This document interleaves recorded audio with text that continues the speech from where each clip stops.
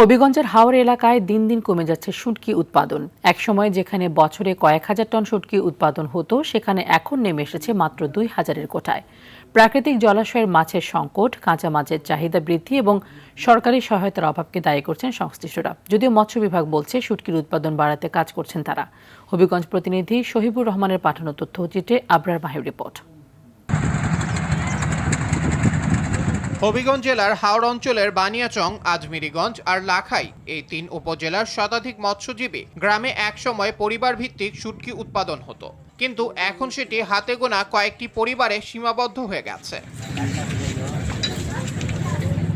সংশ্লিষ্টরা বলছেন, প্রাকৃতিক জলাশয়ে দেশীয় মাছ কমে যাওয়া, কাঁচা মাছের তুলনায় শুটকির দাম কম, সব মিলিয়ে ধ্বংসের পথে হবিগঞ্জের ঐতিহ্যবাহী শুটকি উৎপাদন। পর্যাপ্ত প্রশিক্ষণের পাশাপাশি সরকারি প্রণোদনা ও স্বল্প সুদে ঋণ চান তারা। কোনো রকম চলে আছে আগের তুলনায়, মাছ কোনো বেশি না, লসও আছে, লাভও কোনো কেফ হয়। আমরা কিছু সাহায্য আমরা পাই না, এটাতে লোকসান আছি আমরা। ঠিকই পর্যন্ত আমরাও তো কোনো রকমের লোন পাইতাম, তাহলে আমরা মোটামুটি ব্যবসা আরো বড় আকারে করতে পারতাম। মৎস্য অফিস বলছে, হাওর খাল বিল কমে যাওয়া এবং চাষের মাছের উপর নির্ভরতা বাড়ায় শুটকি উৎপাদন কমে যাচ্ছে।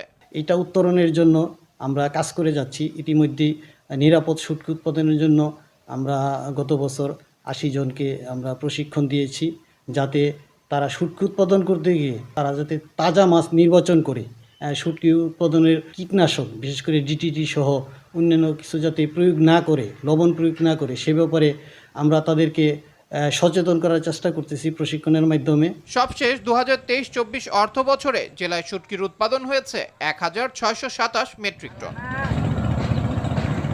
আবরার মাহি, RTV।